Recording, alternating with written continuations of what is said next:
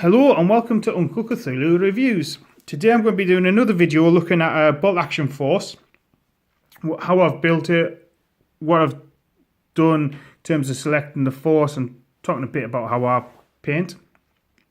So today I'm going to be doing my United States force, which is based around the Battle of the Bulge. So Battle of the Bulge, so US Army taken by surprise by Germans, attacking through the Ardennes, big panzer offensive.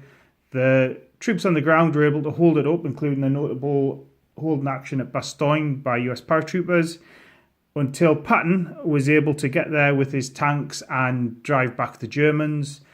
Of course, in an Allied force, nothing's as easy as that, and Monty claimed a lot of the credit, which further antagonised the Allies. So, United States, just like most bolt action forces, we have a reinforced platoon to play around with. So that's what we'll be selecting. And to help us, so the book, the Army book, again, talks about the points, squad composition, and gives you the stats for units. Also had Battleground Europe as a bit of inspiration, but it's also got a veteran US unit, squad entry in it. And for a bit of inspiration, this book's invaluable, I think, for understanding squad tactics for World War II, squad and platoon tactics, which is, like I say, basically what a game of bolt action is. And again, Osprey books are just really easy to dip into, and it's got paint inspiration and just talks about the armies. I like Osprey books because they're light. I can carry them to work, I can dip into them and out of them almost like a magazine, and they've always got some great art. So this is my force. So this is based around a closing part of the Battle of the Bulge. So the Germans have been pushed back, the Americans have taken some losses, but they've pulled it together and they've started the fight back. So I've based this is 1200 points, and this has seen the tabletop a couple of times. You've probably seen this in a couple of my battle reports, and it's primarily based around the offensive. And we start off with the officers, so I'll just move my camera slightly back. So start off with a second lieutenant with two bodyguards who are his radio team, and he's regular. And so that's my mandatory HQ. And for my troops, I've gone for 2 units of 10 regular squads mid-war. I've gone for 10 because they've been in the line a bit. 12's the optimum, and you get bonuses for using 12, but there have been some casualties, so the squads aren't at their full capacity. And they've got a bar in the squad.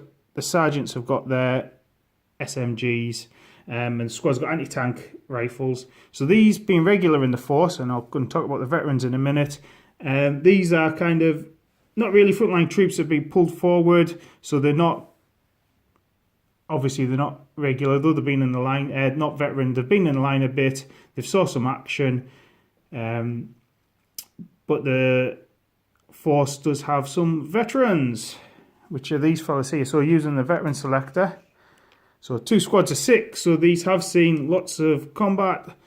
Sergeants with the SMGs. Now these have 2 bars, laying down a lot of firepower, gives a lot of manoeuvrability. They've also got an extra submachine gun in each squad, and they've got anti-tank rifles. So that forms the bulk of the infantry on the ground. Also have a medic to support the squads. Now the Americans, towards the end of the Battle of the Bulge, had air superiority back again. So we have my forward observer for artillery, for the Air Force, and with special rules, the Americans get 2 airstrikes a game rather than just the 1. There's also a sniper.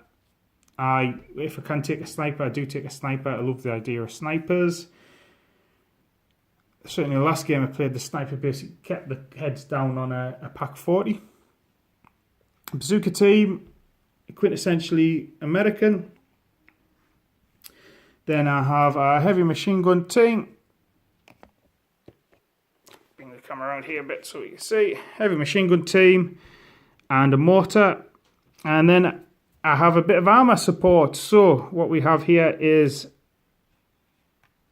the M4A1 Sherman. And this little fella, he's been in 2 battles now, and in the first battle, he rolled on the tabletop from reserves, 6s to hit, 6s for pen, 6s for damage, took out a Tiger 2. And in the second game, he did pretty much the same thing against, so it was a Panzer IV or a Panther, but certainly the 2 games he's been in.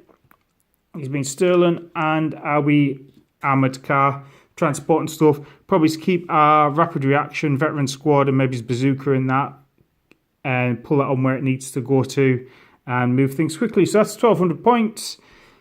If I was playing defensively, definitely, well, obviously half the points. Definitely 2 infantry squads and the officer, they're mandatory. That brings us to about 350 points. So looking at maybe another 250 points to play with. Heavy machine gun, maybe it's a veteran squad, rapid reaction, definitely the medic. So that would be approximately what we'll be looking at in defense. So painting wise, I sprayed these guys black. I put down the base coats. So what I've used for American clothing, XV88, Catching green, Zandri dust for the lighter ones. Oh, that might be. And then Zandri dust for the weapon. Putting all the skins and stuff. Top to toe with Agrax Earthshade for these fellas. And then basically just highlight up with the base coats again. This one I think I've gone to a touch lighter than Zandri dust. You see Zandri dust weapon for the kind of light American jackets to the war. So there's a couple of things left to do to finish this off. So I've got some detailing work on the tanks to do. I've also got Snowflock, so before their next game there'll be Snowflock putting all the bases as well, make them look a lot more wintry. Now this force as well will be facing off against, I've got Last Levy force, so this will be faced off against the Last Levy force for a Fall of Reich, which is why I wanted to put in the regular teams and just make everything a bit smaller squad size to represent the casualties that they've taken going in. And when we do the Last Levy, obviously we'll be looking at urban conflict as they go and clear out the last pockets of the Nazi regime. So that's the force, and obviously you're getting a whole load of order dice. 1, 2, 3, 4, 5, 6, 7, 8, 9, 10, 11, 12, 13 order dice. And they generally, Paul Martiner uses veteran SS forces in the Ardennes. So I'm generally got the edge on order dice, and my squads have a bit more firepower than his squads. They tend to be a bit small. But when he gets closer, he's got a lot of automatic weapons, which can cause a bit of trouble, which is why I want my machine guns, keeping them down at long range. And that's where these guys, the veteran squads, came in. They're there to match as much as Americans can, match the sheer weight of automatic weapons that's going to come down at my way. So that's my bolt action US force, and talking a bit about my thought process that went into it. I see the army list. This is